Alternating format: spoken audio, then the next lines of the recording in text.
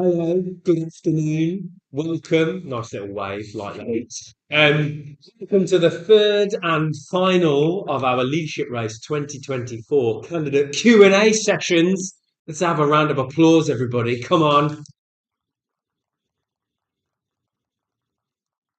If you thought there was a gratuitous amount of clapping in the last two, we're really going to push some boundaries today. It's going to be great. The energy is good in the room, and we are joined again by some of the candidates who are vying for your votes to become a full-time officer for the next academic year. So, just like the last events, which will still be available at the Staffs Union YouTube channel, so you can re-watch them to your heart's content.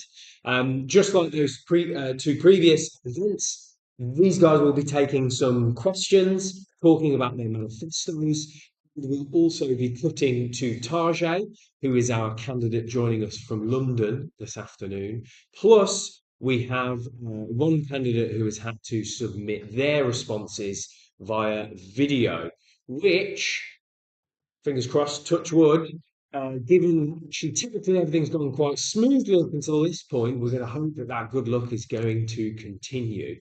So, as I've said at the last two events, my name's Jamie. I'm a staff member at the Students' Union. I'm the Student Voice and Advocacy Manager, but I'm also the Deputy Returning Officer, which essentially means I'm the elections person and I am responsible for the elections and make decisions relating to them. So that's why I'm talking. But I'm sure nobody could care less about me because I already talk too much. So we will start introducing our candidates. So as I said beforehand, you'll all get about 30 seconds just to introduce yourself to anybody who's watching along at home. So we'll start with you. My name is Preetham Dhayak and I'm studying computer science at Stock Campus. I'm here at Stock Campus since last January, and being at Stock Campus gave me the experience and all the issues the students faced. I continuously meet students because I work as officer at DAG Society, and this made me to know a lot of issues, and that's why I decided to run as a candidate for student officer this year. So guys, please Mhm. vote for me and support me. Lovely. Yeah. Alfie, to you. Yeah. Hi, I'm Alfie. I'm back again. We're going harder this year. We've been a lot more involved with the union this year. Still behind the bar. Still moved to more venues now, so I've got a bigger idea of what's sort of going on. Um, my manifesto sort of really changed this year. I want to go back to basics and work on sort of foundations before we start moving on to bigger things. Thank you, Alfie. Okay. Hi guys, I'm Saga Mohan Kumar. I'm doing my master's in international finance and accounting this year. I know I have come to Stoke campus in the Jan of this year. It's a short term, it was a short term period for me to know about everything about the student union, also about the events and everything.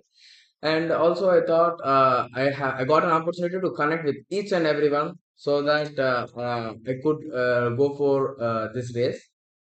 I know the university is owned by the professor, but it is run by the students. And also, I hope you support me in this leadership race.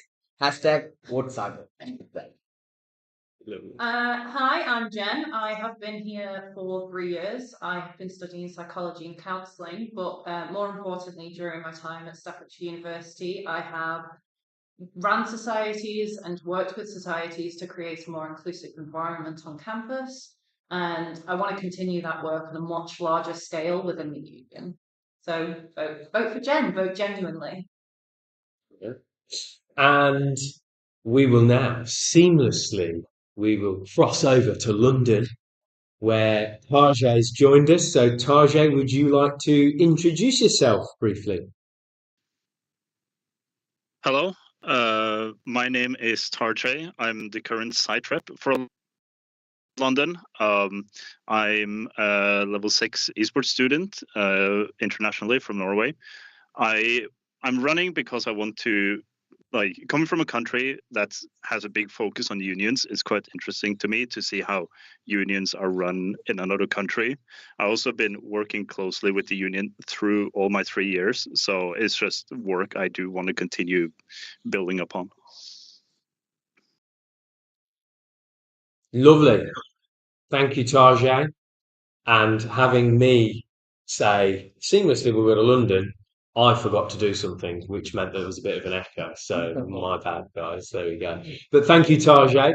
And finally, we'll now cross over to Opal, another of our candidates who joins us from the past. So unfortunately, Opal was not able to join us in person or via Teams because of employment and lecture clashes. It was impossible. So instead, they've submitted all of their engagement for this event a little earlier today. They've recorded some videos for us. So I'm going to look over to Josh, who's just off camera, who should be able to play the first of our videos from Opal.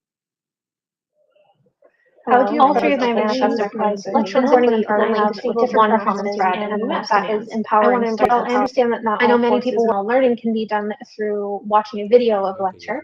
I think that as long as it's not detract policy change, improving accessibility where it is lacking, and insisting on clarity from the university about their procedures and their expenditures to the students here at Staffordshire University.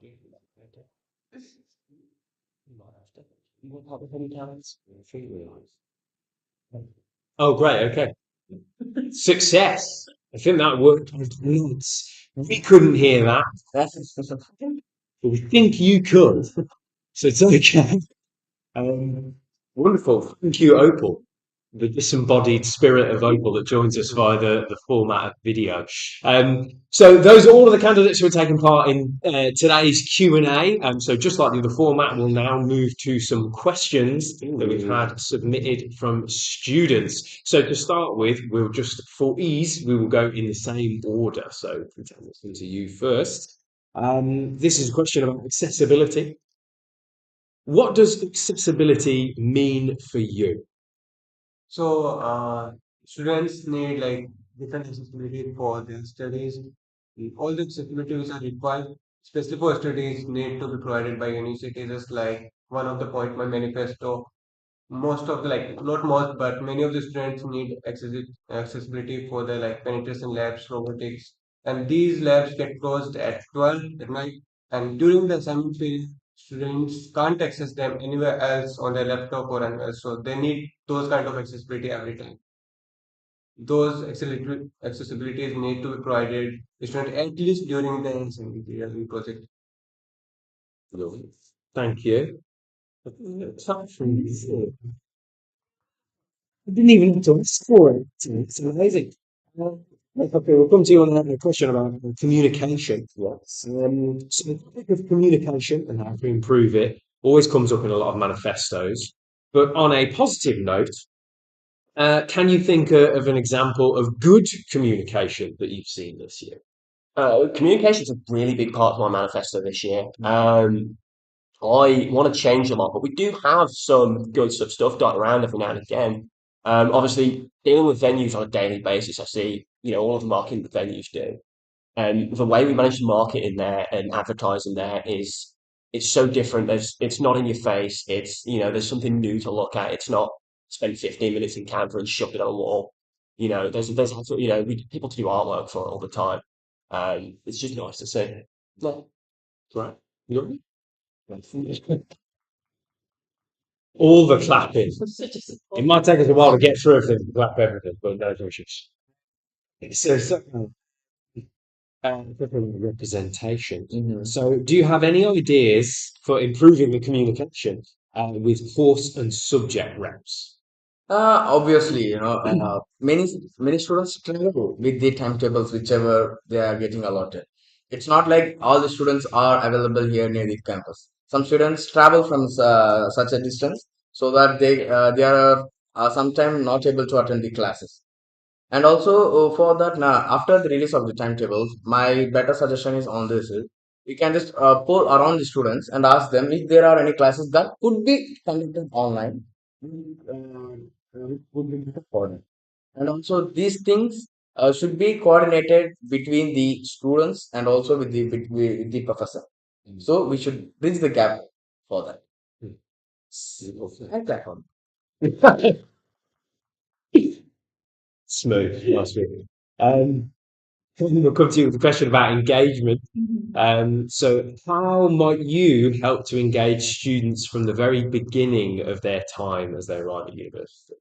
Interestingly enough, engagement and sort of accessibility of using your voice is one of my manifesto points this year.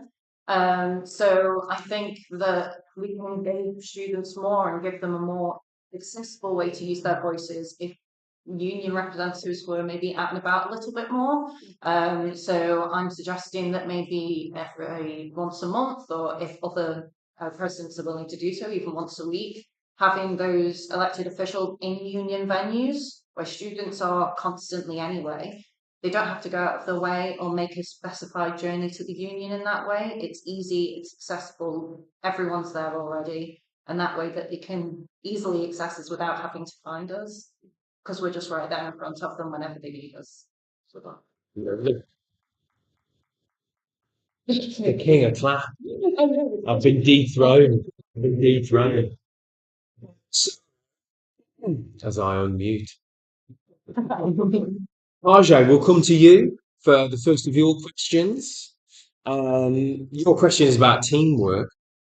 So if you are elected and do become an officer, what would you do to encourage cooperation between the new team of officers to make sure they start the year as a team? It obviously completely depends on who get elected, but I would look into starting with initial meetings, seeing what aligns in our goals, figuring out which areas that each of us would be focusing on, but also building like a good team environment in terms of doing maybe some team activities, team building exercises, those kind of things. Brilliant. Thank you, Tajay. So I'm loving the energy. And now we will cut to Opal again. I mean, talk about for a smooth transition. So we will do a second set of questions for candidates in the room and Tajay from London. Obviously, Opal has already answered both of theirs together. So we'll go to the video of Opal answering two questions, and then we'll come back and you'll each get another one yourselves as well. So over to you, Jill. Like lecture recording when people have different preferences and course demands. While I understand that not all courses and all learning can be done through watching a video of a lecture, I think that as long as it's not detracting from other students' learning, that additional tools for success are ultimately the most important thing. Being able to participate and learn while unable to physically attend your classes, as well as being able to rewatch past lectures to review information, offers all students 4 steps towards a win, which I think is what everyone wants. And how will you ensure feedback that students give their course leaders will change for their year, not just the years below them? I've actually had the exact frustration with my own course. I've been a very loud advocate for more equal treatment within my course, and improving students' experiences is one of the main reasons why I'm running as an officer.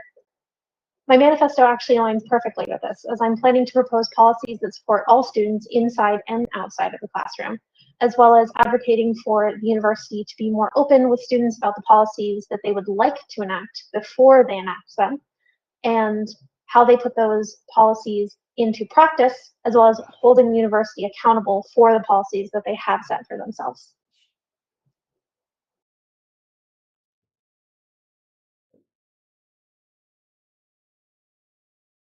I've got a thumbs up. We're back in the room. I was checking. What other questions have I got left? So thank you very much. That should have worked. I got thumbs up and nods as we went. We did have sound from Opal there. So thank you to Opal for answering both of those questions back to back. So now we'll come back into the room and we'll go over one more round of questions. So Preeta, we'll come back to you for a short question. What was it that made you want to run in the election? What was it that made you want to run in this year's election? So as I told you, I'm on this campus since last January. And many of my friends faced issues, and I felt like if I become their president or like student officer, I can resolve them.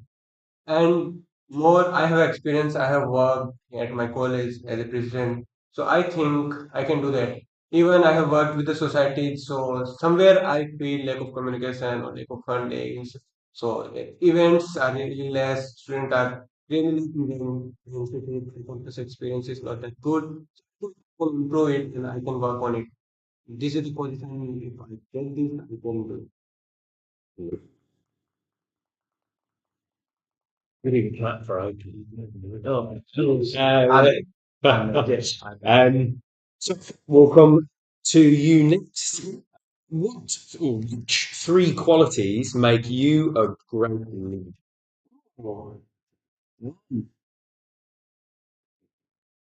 What the think of that? You can take a beat, don't worry. As I said at one of the previous Q&As, none of the candidates have seen any of these questions, so it's perfectly normal that somebody says, "Oh, can I think for a second?"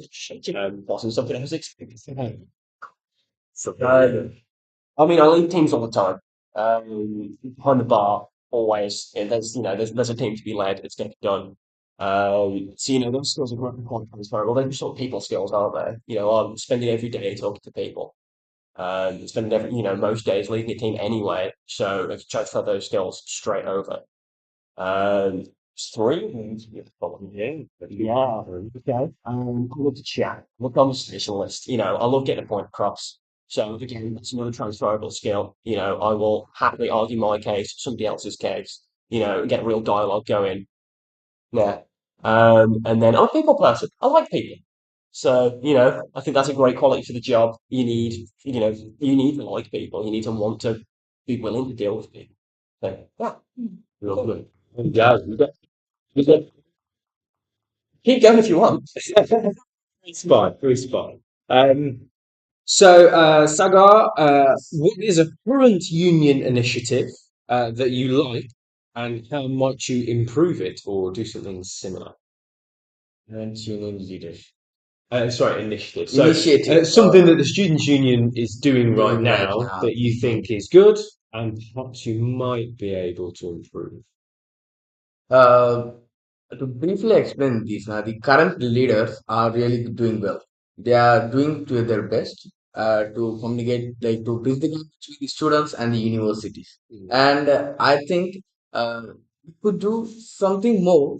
And also, after researching about the student union, like which can do many things for students, especially from the students' perspective and also from the professor's perspective, like from the university perspective.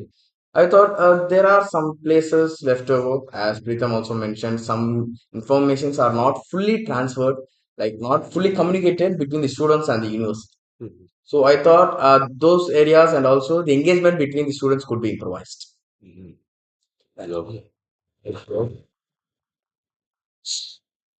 Jen, another short one. Mhm. It doesn't even say what is, it just says biggest student issue now. So, what do you think is the biggest issue facing students now? I would have to say it would be the first point on my manifesto at the moment, which is my main goal, is helping neurodiverse students and those with anxieties feel more comfortable on campus. So I know that I personally have experienced a lot of issues with my anxiety on campus and not having anywhere quiet to decompress and regulate myself before either going on to my next class or trying to make the journey home. And I think that a lot of other students potentially have felt that way. And I want to try and solve that issue or at least help in some way, which is why I want to get sensory rooms placed on both sides of the campus. So you've got that quiet space in a very busy environment. That's it. That's it. Okay, so Tajay, that means we'll come to you next down in London, in that lovely cube from which all of our candidates from London have joined us from. Um, a question on sustainability.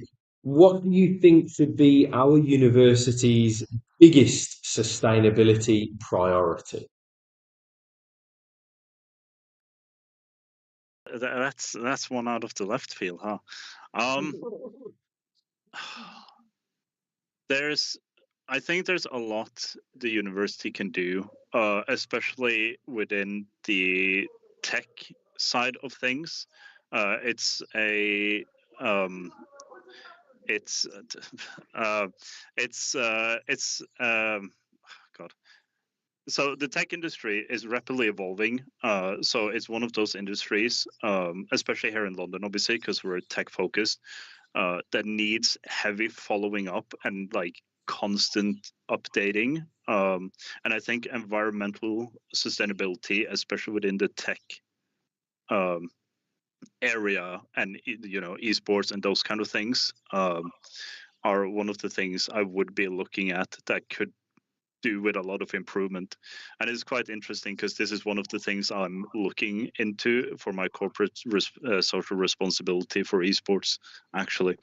So Brilliant. Thank you, Tarzan. Great. So obviously, Opal, through their video submission, has already answered 2 questions, so you can all breathe a sigh of relief. That's the end of the questions. Oh. Didn't they do well? Come on, Saga. Another round of applause. Well done, Nathan. Wonderful. So now we will move on to each of the candidates being given a minute or 2 just to discuss one of their key manifesto priorities. So your big ticket issue, the main thing on your manifestos, this is your chance to talk about that a little bit. So we will mix up the order slightly just to keep you on your toes. Harjay, we'll come back to you in London to start with, if that's all right. So this is your opportunity to talk about your one key manifesto priority for a minute or 2. Okay, so in terms of key manifesto points, I want to focus around the standardization of assignment briefs. It's always been my understanding as a student since I came here that assignment briefs were standardized across the whole campus. But from interacting with students, both here in London, up in Stoke, seeing people's assignment briefs, this has just not proven to be true. Even for myself, there's been a lot of uncertainty around different assignment briefs because, as we've been explained, they've been left open-ended because of creative freedom and those kind of things, which a lot of times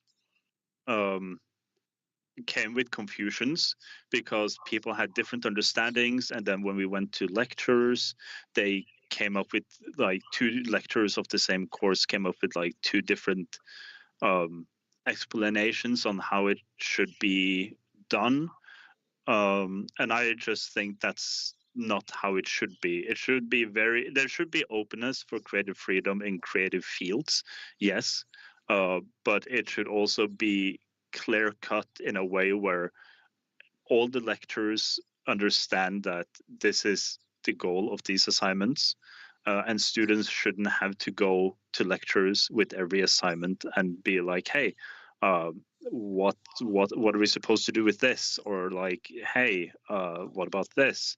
And then there's been other assignments where you can start it until like halfway in because you haven't had the necessary lessons, or they haven't provided the necessary data,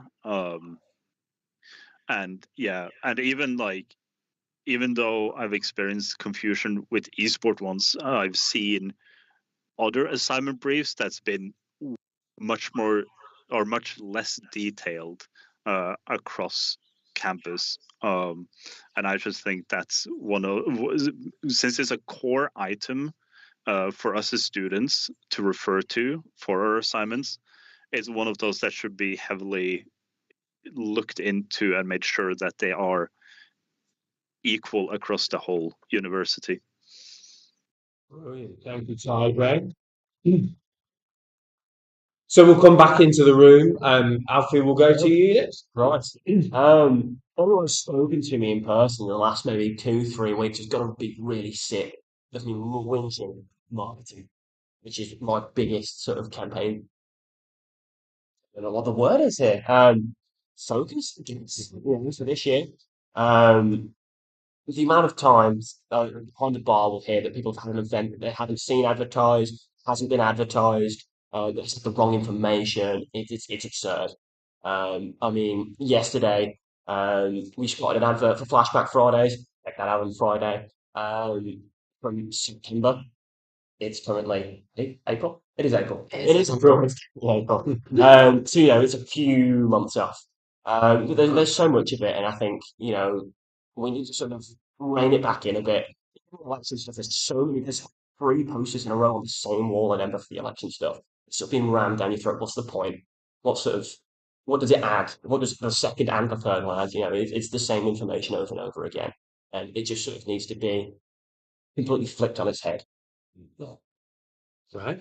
Thanking you. Jen, Jen, we'll go to you next. Yeah. My main focus with this campaign, which is the sensory rooms. Like I said before, personally, I've experienced being overwhelmed on campus and needed to go to somewhere to regulate my own emotions, and I've not had that place to go. I don't think that is good enough. I think that students need somewhere so that they can feel safe on campus. I have started researching other universities who have implicated sensory rooms and the effect that that's had on their students. And I think that is my main goal of the year. I've got many other good points on my manifesto, so you should look at those too. But my main goal is ensuring that when students are on campus, they feel like they are safe. And if they have a moment where they don't feel that way, they've got somewhere to go to help themselves. And I really just think that that's one of the main importance for students. Sagar, we'll come to you next. Okay, so my manifesto is recording the class lectures and using the OpenAI and AI technology, converting it into multiple languages so that it will be easy for students to understand. University is a globally recognized university, so there are many people coming across from different places in the globe. So I know we should learn in English, like that is the thing, that is the thing we need to learn. But the thing is, what I believe is, studies is not about memorizing; it's about understanding. If it is better, okay, if you can understand it through their own languages, so I thought you're pulling out the technology will be better for the students. That is. Thank you. There we go. 310, over to you. So, like in my manifesto, I can provide it. I can't provide, but so I can't go for like a single point. All the points are like important for the students. But I would say about the student advocacy, I'll go to every student and I'll take feedback from students in the campus, whether it's London campus, Topper, Stafford. I'll go everywhere, I'll visit them, I'll ask the students personally what issue they are facing, how it can be resolved, and what help they do need. Currently, I'm doing this like as a well-being officer. I meet students, I ask them what issues they are facing. Even recently, I helped a girl, like her PhD got rejected, so I helped her. I went to student union because like many of the students doesn't know about student union, how student union works for them. So I'll help them student. I'll go and meet them personally. Well done, everybody. So, of course, we have another video from Opal where they will talk about one of their key manifesto points. And once Opal has delivered that and told you about whatever that point is, they will then also sign off and say goodbye. So, once we've completed that video from Opal, we'll come to the room and you all also will have the chance just to quickly sign off and say goodbye. But third time to continue being lucky, let's flip over to our pre-submitted video from Opal. All three of my manifesto points intrinsically are linked with one common thread, and that is empowering students. I know many people were worried and upset hearing about the university wanting to cut 10% of core staff out of nowhere. Suddenly, lecturers' roles were at risk, and many students I spoke to about it felt blindsided. I've spoken to other marginalized students who feel that the university is touting progress and inclusion rather than actually making positive changes. I feel similarly, and I don't want anyone else to have to experience that. University is supposed to be a time where you find yourself and improve, not where you face additional hardships that you were promised were not going to be the case. University is for opening doors, and with me as an officer, we'll embrace the power of opening doors. My name is Opal Rain, and thank you so much for listening, even though I couldn't be there to see you in person. And remember to take care of yourself as well as others. Great. Thumbs up, we're back in the room. Lost. Yeah, First time. there we go. So thank you to Opal. So we're nearly there now. You really can start to relax. So you come back into the room and you'll get a quick chance, 30 seconds or so, to just sign off as Opal just has. So let's mix up the order again. Shall we go down to London?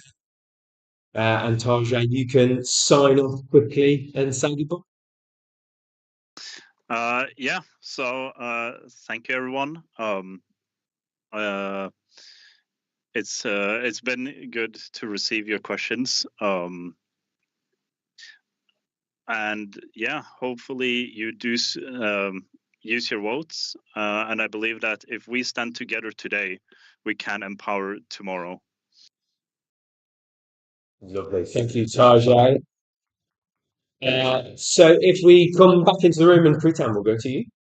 So thank you everyone for your questions. I'm happy that you had questions about my manifesto, and I hope I have given the proper answer. And please vote for me, support me, and vote for me, strengthen with focus. Thank you. Lovely. There you go.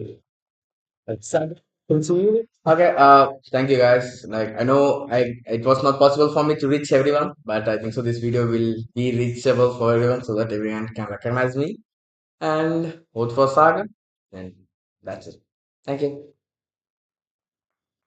Very good. Alfie. Well, yeah, I've been Alfie. Well, I'm still Alfie. Next week, next Tuesday at 9 a.m. Get voting. Preferably for me, vote Alfie. There you go. Very good. That's simple. Like it. And finally, Jen. Yeah. So if everyone's looking for your questions, if you feel like you can't ask me anymore, then listen now, you can contact me on my social media, which you can find listed on the Union website.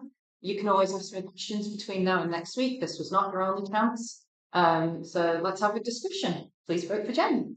Lovely. Give him a round of applause.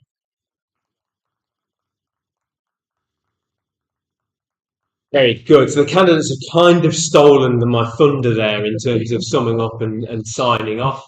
But yes, the third and final of our Q&A events for the Leadership Race 2024. So all that's left to do now is to head online. You can still watch those other two events and rewatch this one, as I've said. And if you go to staffsunion.com/vote, you can read everybody's manifestos, get in touch with them if you have further questions, and keep an eye on their election campaigns. And do make sure that you go back to staffsunion.com/vote from next Tuesday. That's fine, don't worry about that. Beeping, that was unplanned, but make sure you go back to staffsunion.com/vote from next Tuesday. It's 10 a.m, but we'll let you off for that. It's all right. From 10 a.m. next Tuesday, the 23rd, right up until midnight on Thursday, the 25th, where you can vote online for as many candidates as you like. And don't forget the way that the voting system works. You don't just need to select one person that you like. You can put every single one of the full-time officer candidates in the order of your preference to give a much more proportional and balanced flavour of democracy. And as well as that, everybody can vote to choose the full-time officers for next year, but you will also likely have a subject candidate which you can elect, plus any of the student groups that you may be a member of. So whether that is Pokemon Society, RAMS, or a representative network that you may be a member of, you can vote for all of those posts as well.